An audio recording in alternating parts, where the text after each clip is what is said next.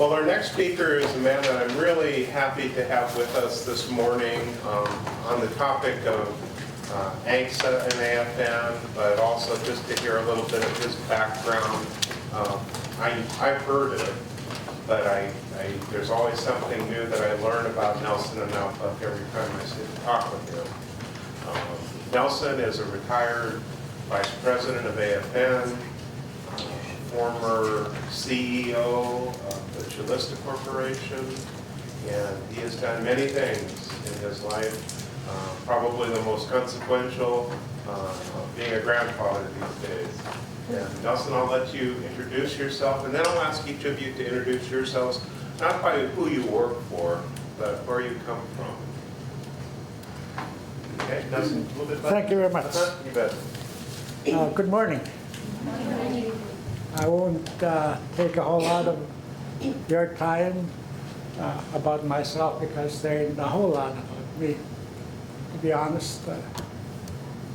And to be very honest, sitting in front of a class like this is something that I had never envisioned as a child. My educational background is very humble. I was in the kindergarten at age 13. Didn't know a word of English.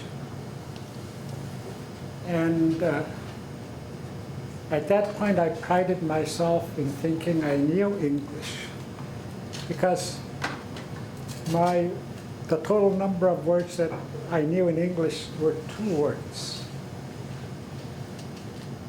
Yes and no. Consequently, when I went to boarding school at Wrangell Institute,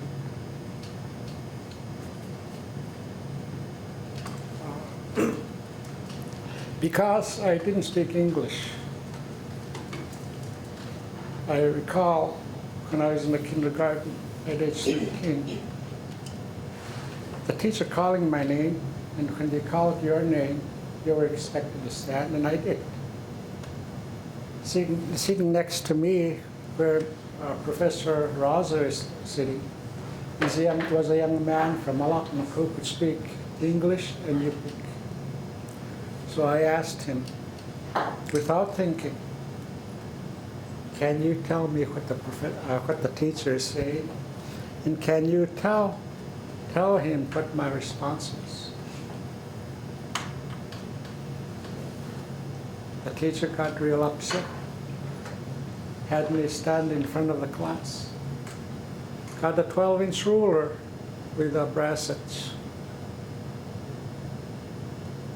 hit my hand so hard that I still have that scar. And I was going to quit school when I was 16. I decided then and there I would quit school when I was 16. Went back to the village at Tuntutulyak. I lived with my grandparents, just like one of my grandparents is now living with me. I told them that I would quit school at 16. At Wrangell Institute, in my mind, he had only 2 answers. He would agree with me or disagree with me. And if he disagreed with me, I was going to find a graceful way of disobeying my grandfather for the first time. His response is a response that remains with me to this day. And he said, "Tutka ulumma leads kumayak makut kanhutnet niyunilla." Long and short is that he was saying, my dear grandson, I was hoping you would learn enough English so that someday you can tell the quiet eyes. We are people just like them with feelings. So at age 16, that was with me throughout my summer. And I knew if I stepped into the classroom that fall, I was going to stay in school until they either kicked me out or go as far as I can go. So fast forward to college days. I majored in math.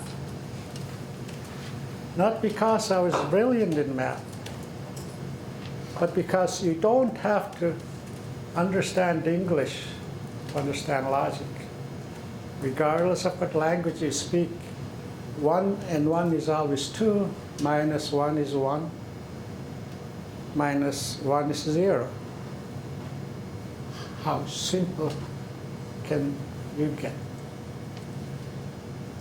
And then I got my master's in land and natural resources management,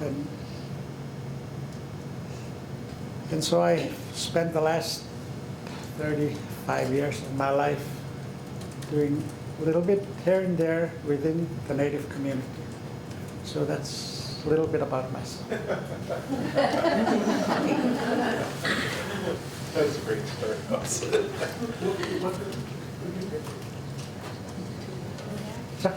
What number? 22, yeah. All right, Richard. Tell us a little about yourself, where you're from. Me first. I'm a reporter out in Koyana Island. I know this in Junkus is you guys speak Yupik, right?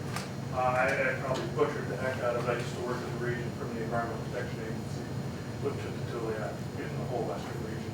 So I picked up a little Yupik only because I had to, because you guys are the only region that still speaks your language.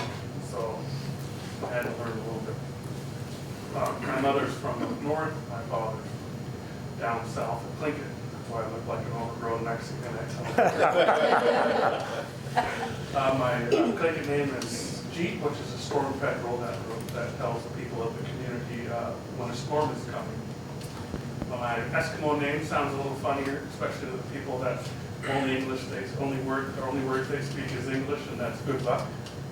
From a white New Zealand. And that means great memory. Wow, hey. Good morning, and thank you for sharing a little bit of your story. My name is Chris Bryan, and I'm from Angapak. That's it. My name is Melanie Binion. My mom's side is from Sandpoint. My dad's from Dillingham. I am Aleut in Toledo. And I was born and raised here in Anchorage, but spent a lot of time in Sandpoint when my dad was a fisherman. That fished with my grandfather, and then fished with the uncles in Dillingham. Hi, my name is Rick Rowland. I'm originally from Angapak Island Village, and my family's been there, they say, for over 10,000 years. And my mother actually went through the same thing you did with the boarding school. So sorry about that happened to you. And then I was fortunate enough, I didn't have to go to boarding school. I got to go to the Mali Boot School in the village. So it allowed me to have a stronger connection to my community. So thank you for coming. My name is Cliff Nelson. My dad's from Florida. My mom is from Bocassin Bay. And I was born and raised in Fort Myers. Good morning, Bobby Alton. My family is originally from Minnesota. My dad comes from White Earth Reservation. My mom from a farm in Great Lakes, but I grew up in Haines, Alaska. Melissa Marvin, my grandmother's from Kodiak Island, my grandpa's from Huna, but I was born and raised in Sitka. Good morning, Daniel Chayette. I'm originally from the East Coast, but I've been in Alaska the last 20 years and currently work for Coastal Bay Native Corporation. Chamai, kui Alicia Dravek, Suhyanga Shunami, Amaka Suhya Ahwanachami, Nutan Ertach Dwa Shunami. I'm Alicia Dravek. I'm born and raised in Kodiak. I live in Kodiak, and my grandmother's from a farm there. I'm Wilson. Great to see you. Carrie Brown from Indiana. Our family's actually from Bettles, Angapak area, and our Uncle Mike worked with Nelson for many years at AFN. I was here in college by myself, so I spent a lot of time with them and had the privilege and honor of getting to know Nelson and being mentored by him in a lot of Very ways cool. to his work over the years. Thank you.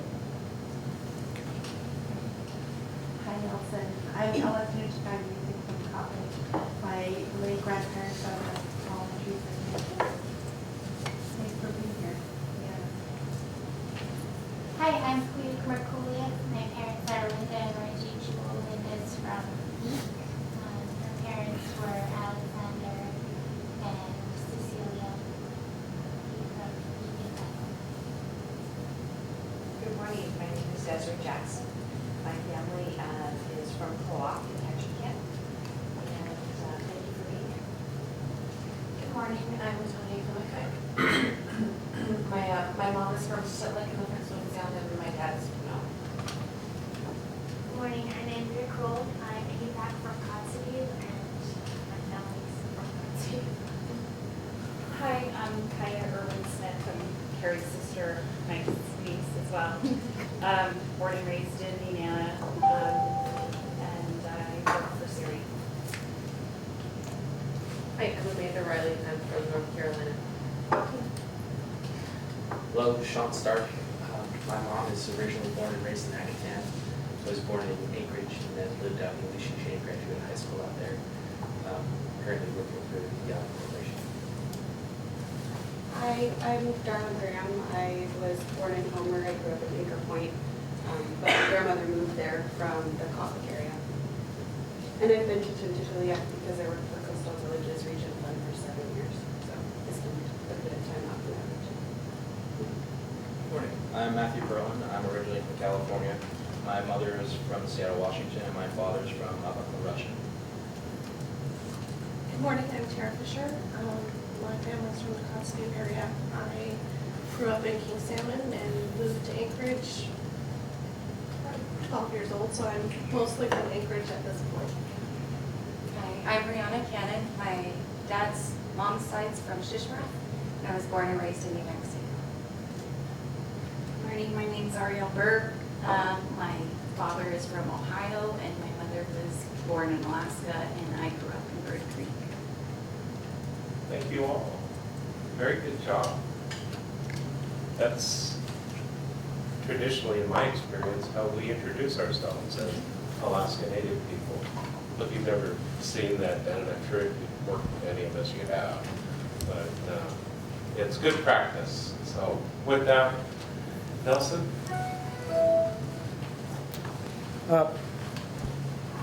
Let me begin by saying this. Earlier, I talked about my experience at Wrangell Institute, where I got the scar. I've used that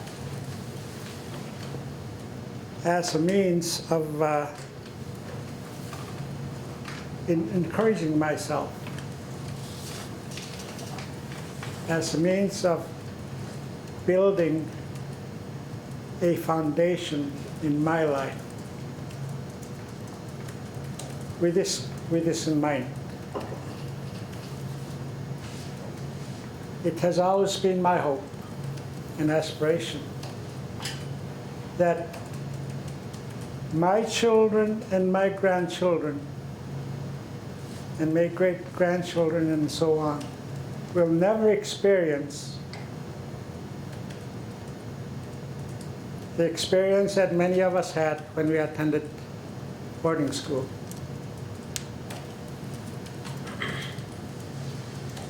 And that was one of the things that I used to motivate myself to remain in school. And for me, it has worked. Thanks. Alaska Native Claims Settlement Act. You probably know more about it than I do, but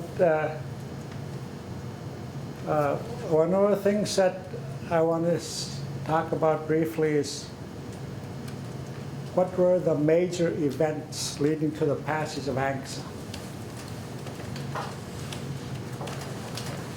In my mind, the Treaty of Secession, 1867. History tells us that the United States bought Alaska. For many of us of my generation, we look at it this way. United States bought the right to govern Alaska, not necessarily the land in and of itself. So you've got to be careful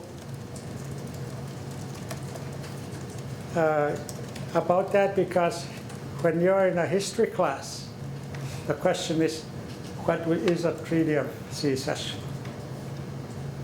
The correct answer is United States bought Alaska from Russia. So in the classroom setting, you've got to be very careful, in my mind. The Organic Act of 1884. The Organic Act of 1884, in a nutshell, was a congressional act that states that the claims of the Alaska Native people against the federal government would be resolved at some future date, and that date was undefined.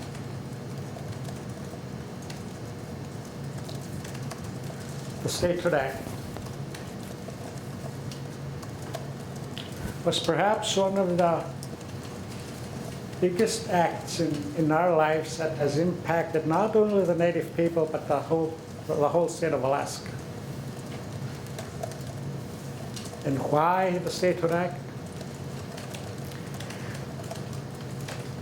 In the early 1960s, the state of Alaska, pursuant to the Statehood Act, that they were granted 104 million acres, started selecting land. And it alarmed the Native community because some of the hunting and fishing grounds that we use were selected by the state.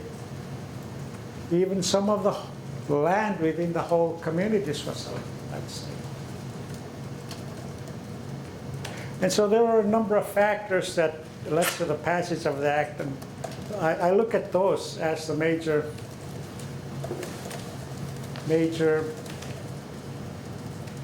events and issues that led to the passage of ANCSA.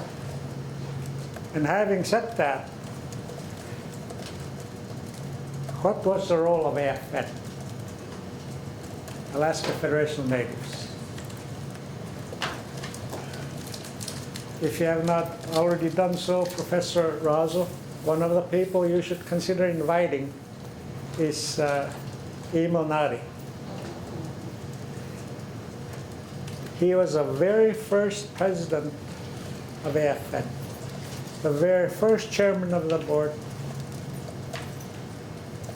I had his name a little while ago.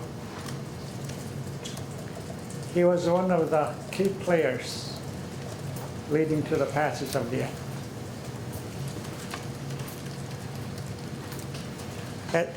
At the time that the Native community was lobbying for passage of ANCSA, we had some of the key players that are still around.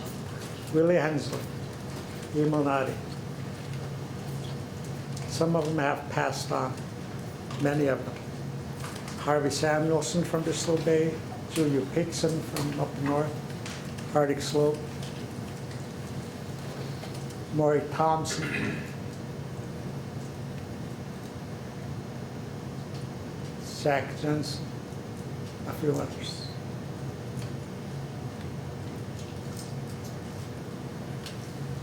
And the main factor that played leading to the passage of the act was the unity within the Native community. they were alarmed across the state that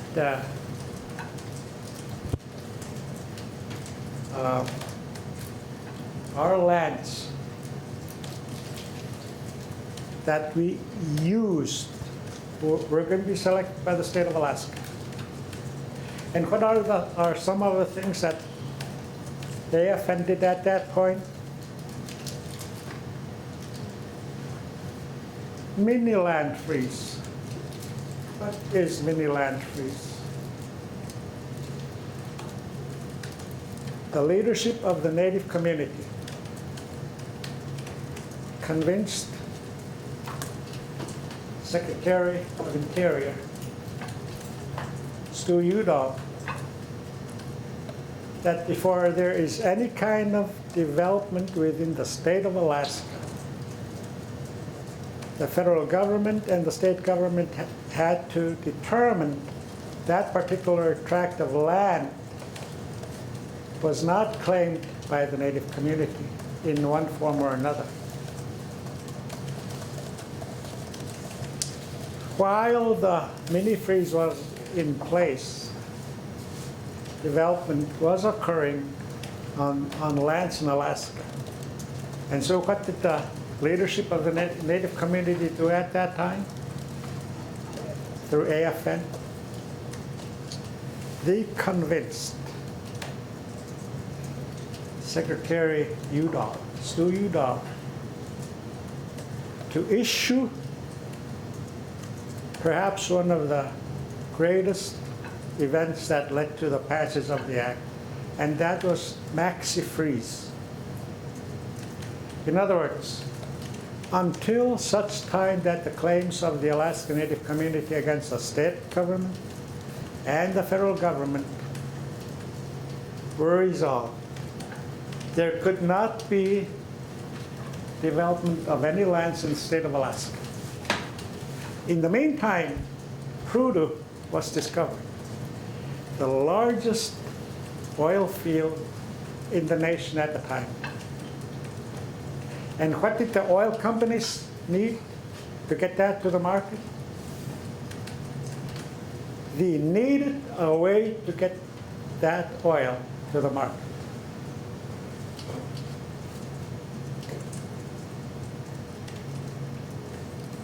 Chevron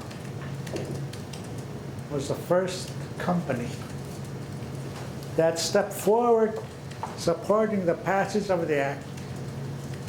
But what were their reasons? Was their reason to help us? Or was their reason based on their desire to get the oil to the market? I like, in my mind, let's stop there for a moment. Keep your thought at that thought, okay? My father and I used to go to some business institutions here in the late 50s and early 60s. And in some of those business institutions was a sign that said, "No dogs or natives allowed."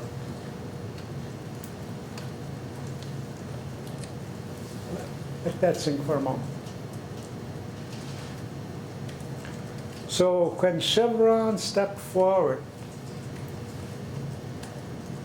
to support the passage of the settlement of the claims against the federal government, what was their primary reason? Let me ask you, what do you think was the primary reason that Chevron stepped forward?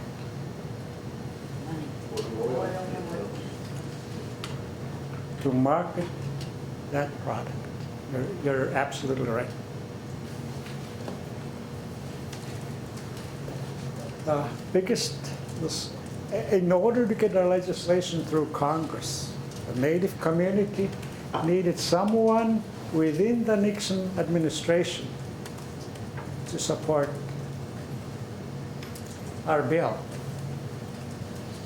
How many of you in here remember Richard Nixon's vice president at the time, Is it Spiro Agnew? Spiro Agnew. He met with Don Wright and the leader, Don Wright, Ray Chris, a couple other people. Interestingly enough, I'm not sure when he decided, Spiro Agnew decided that it's time to pass the Settlement Act. Once Spiro stepped forward, the Nixon administration moved forward supporting the bill. However, about that time, we had a gentleman named Wally Hickam, a good friend of mine, a good friend of many of us. He was being considered to become a Secretary of Interior. You recall, I stated the maxi freeze was issued by Stu Udall. One of the things that Wally Hickle stated publicly was this: what one Secretary of Interior issued as an executive order, I can undo with a similar executive order.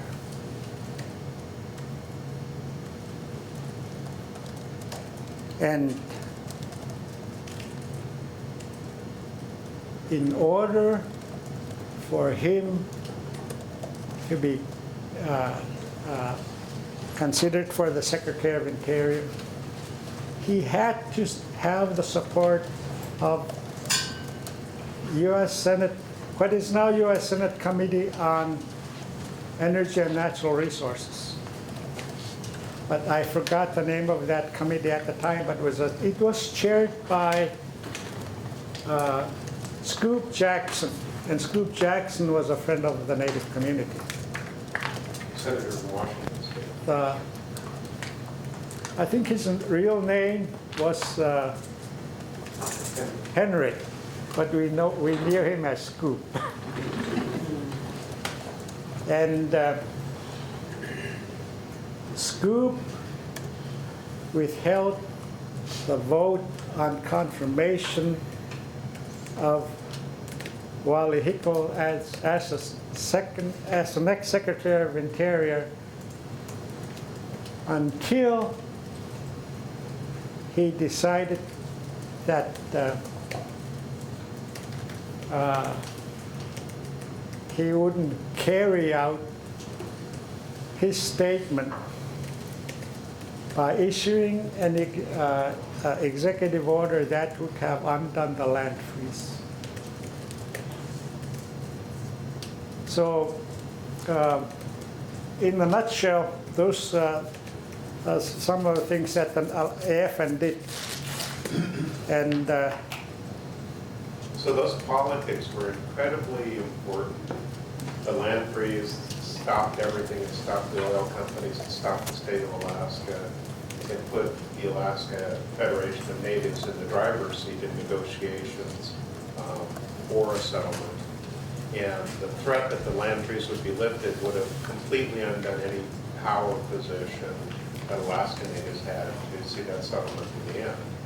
And Wally Hickle, wanting to be Secretary of Interior after being Governor of Alaska, was willing to agree that, okay, I will not lift that land freeze if you confirm me to be Secretary of the Interior. And that's what allowed it to go forward. And so, in the interest of time, I annotated some of the key events leading to the passage of the act. Now, over here at APU, that big hall there, I forgot the name of it. Patrick. Yeah. Nixon did an interesting gesture toward us at that time. He wanted to talk to the Alaska Natives regarding on whether or not he should sign the bill. But I think he probably would have signed the bill even if we had said no. But the leadership of the Native community plus others gathered at that hall. And Nixon did call, and and he was told that majority of the people sitting in that room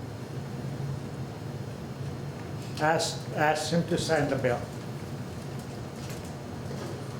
So when I'm asked, and I'm a very biased guy, I'll be very honest with you. I have been asked who one of the greater presidents of this nation is insofar as we are concerned. I've always, in my mind, right or wrong, good or bad, consider Richard Nixon as one of the better presidents for the Native community. Not only because of the Alaska Native Claims Settlement Act, but it was during his administration, the concept of self-governance within the Native community became an issue within the American Indian community, and it's reached us. And Nixon supported that.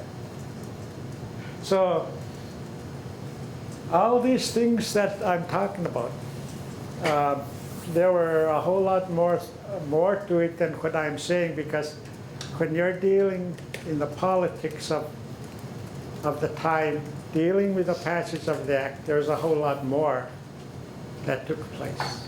How difficult was it to communicate from here in Anchorage or from Washington, D.C. to folks back home in the village in those days, Nelson? It was I'll be honest, it was very difficult to gauge what was coming out of, for example, out in the Yukon Kuskokwim.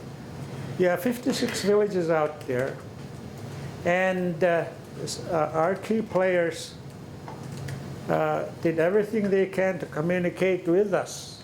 However, there was no telephones to our villages at the time, and about the only way to get that message to our villages was through radio, public radio, KYUK at Bethel, KICY out of Nome.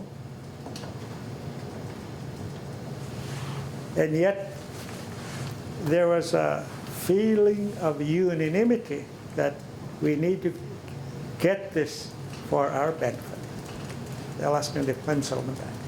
Now, what happened after the passage of the Land Claims Settlement Act?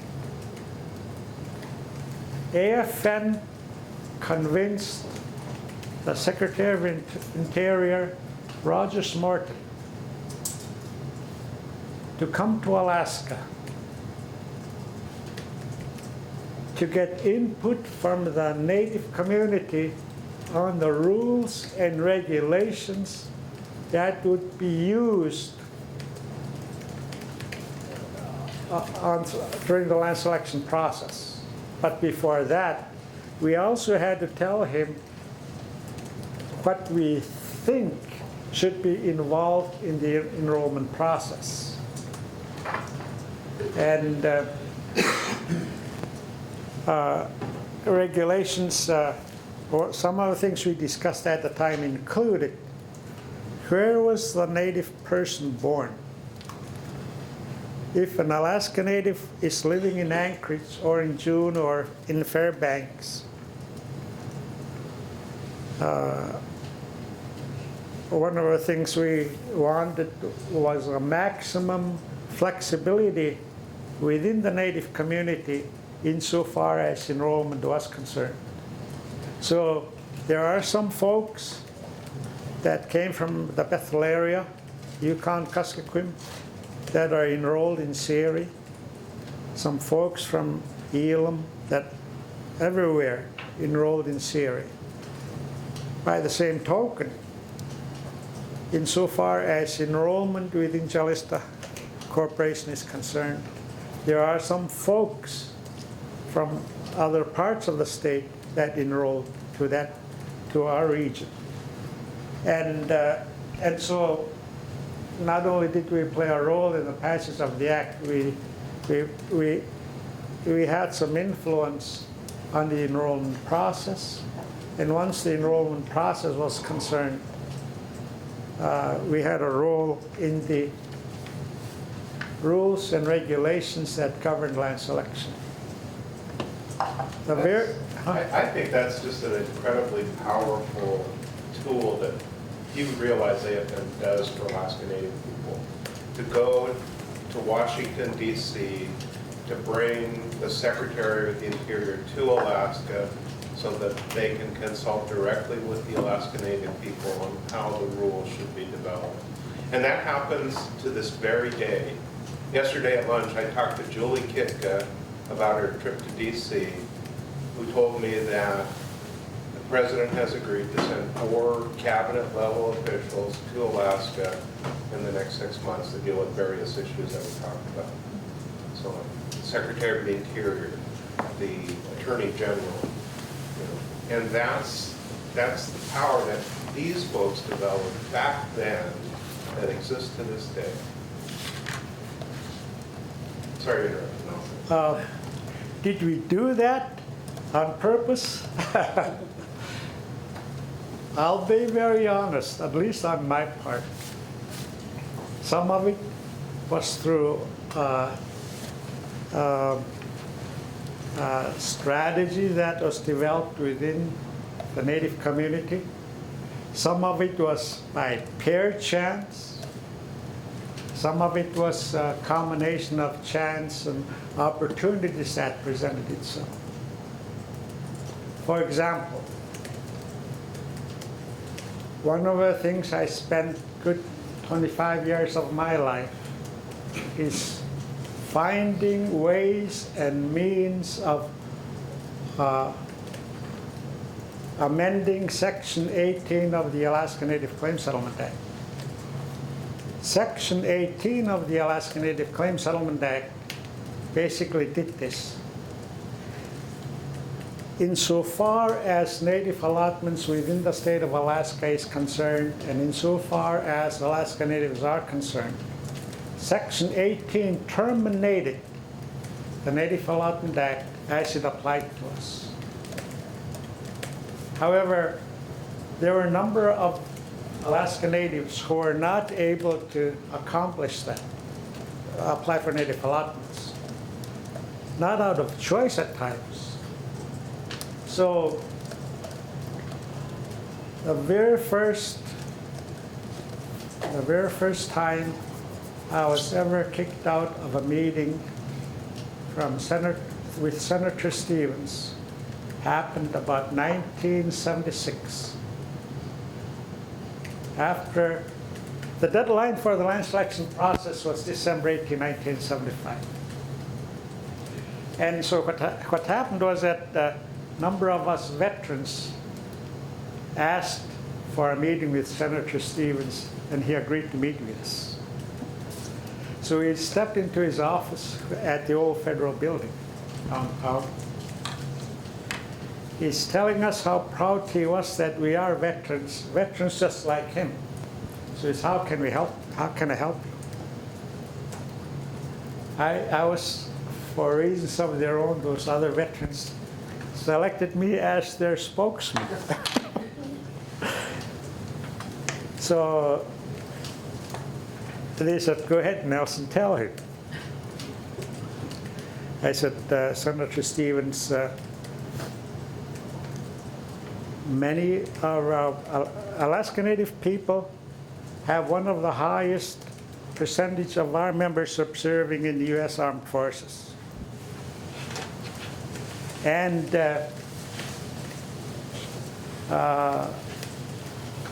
when ANCSA was passed, many of our veterans were fighting war in Vietnam. Can you consider reopening the Native Allotment Act of May 7, 1906 by amending Section 18 of ANCSA? He got real upset at me. He says, Nelson, we just got the biggest land settlement for the native peoples of this nation ever in the history of the United States. And you want more land? I said, no, I am not asking for more land. What we are asking for is more equitable treatment of the Alaska Natives who served in the war, in the defense of this nation, and in the defense of the land, some of the lands we would want to get. At which point Stephen stood up. It's Nelson. That will not happen. And if it's going to happen over my dead body. And as we were all stunned. They were looking at me. The other veterans were looking at me. So I said, without really thinking about what I was really saying, I said, well, if it must happen over your dead body, it will happen over your dead body.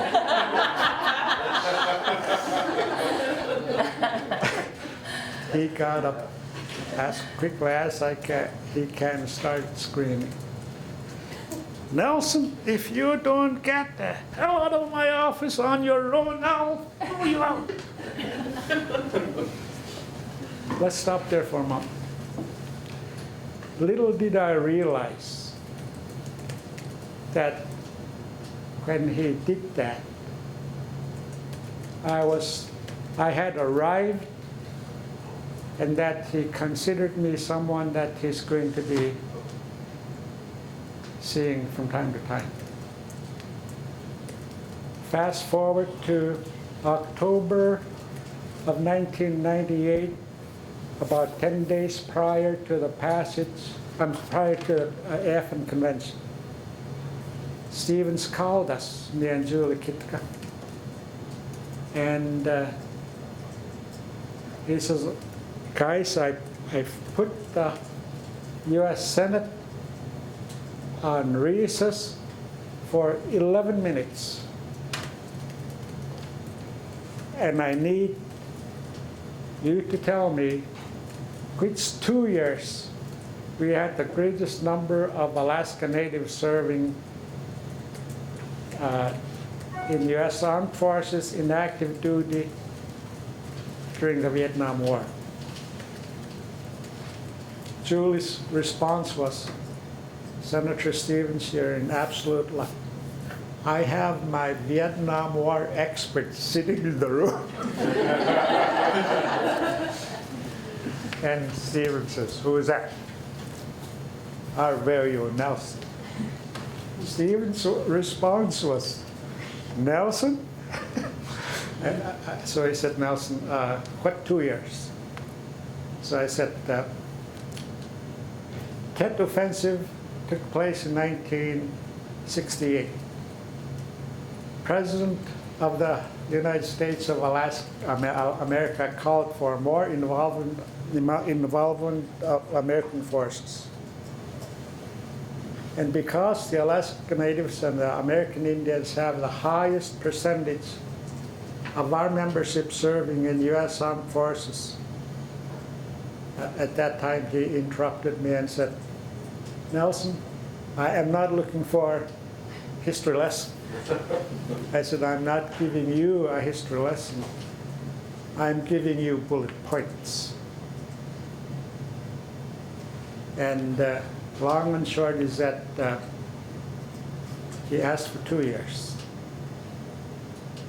So going through the Vietnam War, Tet Offensive in '68, President Johnson, I think, called for more U.S. Armed Forces.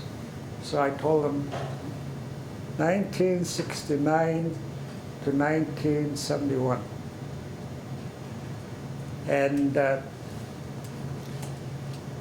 it was Senator Stevens who had some 20 years earlier told us over his dead body. It was him who amended the budget for the Veterans Administration to insert what is now the Native Allotment Act that allowed the veterans of the NAM era to be able to apply for allotments. I mean, those are the kind of things that AFN has done over the years. And let me finish, please. And it was a privilege for me to be involved. And one of the reasons why you all never heard of me is because I have always looked at, there are people that take credit for things that get done. My concern always was, let's just get the job done. Ma'am, before I recognize you, I want to thank each and every one of you for giving me an opportunity to share a few annotated issues on AFN's role on the passage of ANCSA. I thank Professor Razo for inviting me, and thank you, ma'am. And yes, ma'am. I just wanted to say I saw a video of you recently speaking back in DC about the Native allotments and the efforts for Vietnam vets to reopen it again. And so I've been following that, and I just wanted to thank you for your efforts because my father was one of those Vietnam vets and he received his allotment a few years ago, so thank you. Let me say that Congressman Young, much to his credit, since 1998, has succeeded in having the U.S. House pass a bill that would expand the Native Allotment Act covering the whole Vietnam era, expand the land base, and get congressional approval of those allotments. Only to see it die in the U.S. Senate, and so we're now putting some pressure on Senator Sullivan and Senator Murkowski to do their part in moving Senate Bill 1955, while Congressman Young is moving H.R. 2387. So that's an annotated version of what we've done. And so if you have any questions, I can certainly take them. And if I don't know the answer, I'll get the answer back to you through your professor. Nelson, one of the questions that these guys have been asked to answer is, after 44 years of ANCSA, what are the challenges that they're going to have to deal with going forward? Do you have an opinion on that? I've given that a lot of thought, and the question that comes through my mind is, what legacy is this generation going to leave for the generations of Alaska Natives after us? And one of the things that's come through my mind is that the Alaska Natives who were born after December 18, 1971 are no less Native for those of us who were born before that date. So I think we need to find a way to